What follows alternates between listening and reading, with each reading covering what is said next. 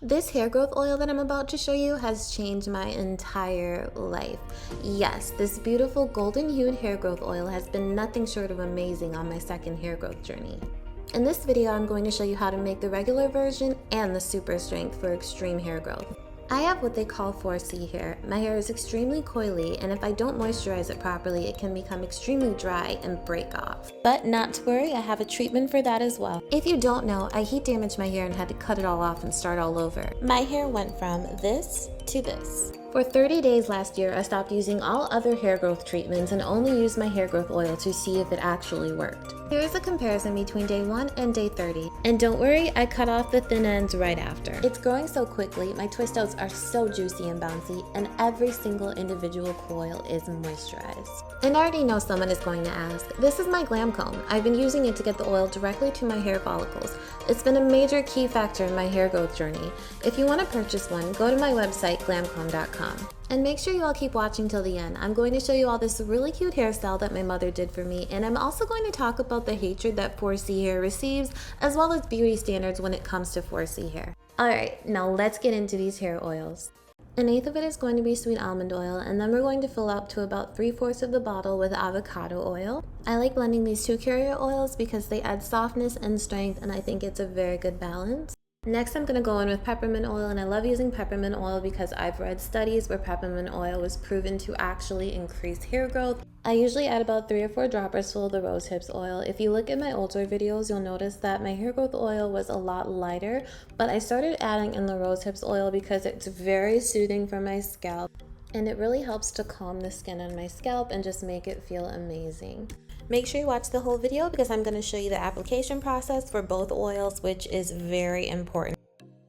Next, I'm going in with some eucalyptus oil. This is going to help clear my scalp of any dandruff or debris in order to make sure that my hair can grow to its fullest and fastest potential. And lastly, I'm going in with some extra virgin olive oil. I love extra virgin olive oil because it really helps my hair when it comes to preventing breakage, and it's always great to add extra nutrients to my hair, so I decided to start adding this to my hair oil as well.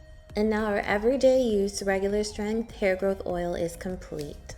Not only do I like to use this every day, but I like to use a lot of it a day or two before wash day. I love to rub it on the surface of my hair first, and then I like to really get in there and get it on my hair follicles and just massage it into my scalp to make sure that it's really penetrating and I'm getting some blood circulation.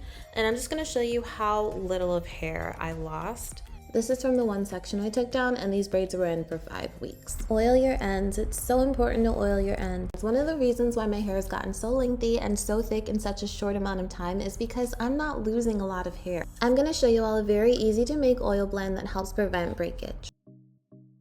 I use a mini mason jar full of apricot oil. Apricot oil is so good when it comes to softening your hair. And of course, I'm going to throw in some rose hips oil because I've just found this to be so amazing, not only for my scalp, but also on my ends. It makes them extremely soft and flexible so they don't break easily. And for me, having 4C hair, it always snaps off, and this makes it so my hair doesn't snap off.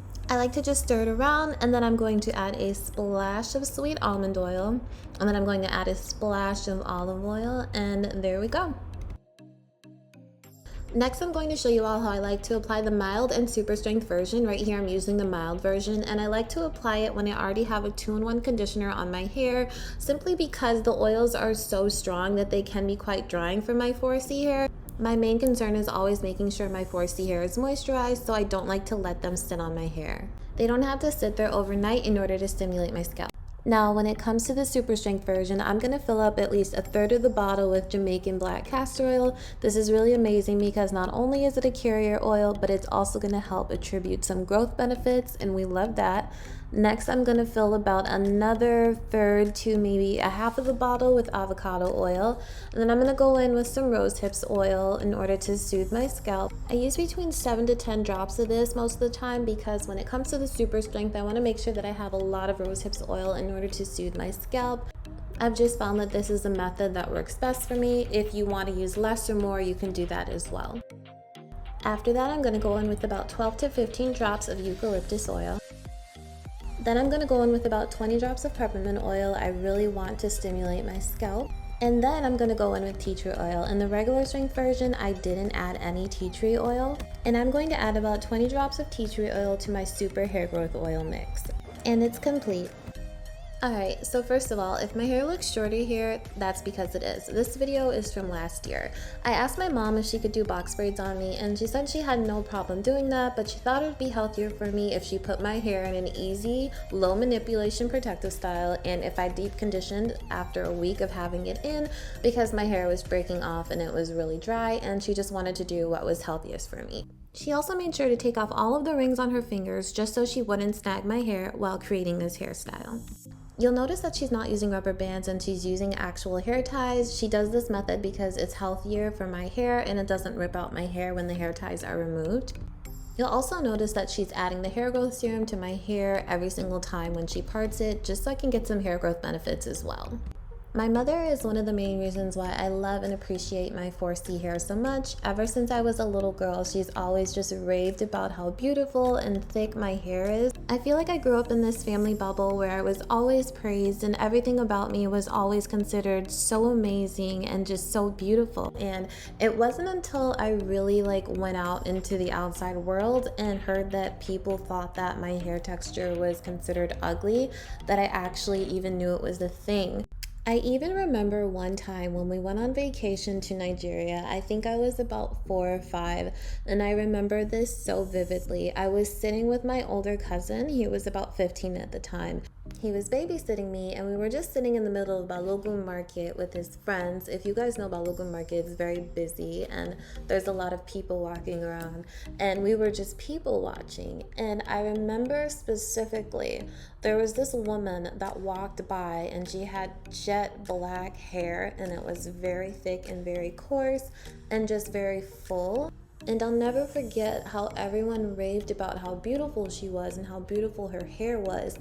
And that's something that I really think stuck with me because it's a very vivid childhood memory of mine. And ever since then, that's always kind of been my standard of what is beautiful hair, because that's what I saw everyone reacting to. I think about that sometimes, and I just think about how my mother, my father, my brother, my cousins have all just praised beautiful 4C hair. But as I got older, outside perspectives started coming into view, and unfortunately I started to see my hair as less than perfect. And because of that, I did go through a couple of phases where I damaged my hair and broke it off, despite my mother warning me and advising me that I shouldn't do certain things to my hair. And I don't know why, but she's helping me grow it back. I guess that's just a mother's love to always help your child even when they may not have listened to you. Anyway, so I hope you guys enjoy this little story time and this hairstyle as well as my hair growth oil recipes. Thank you all so much for watching, and if you're not already, make sure you're following me on Instagram.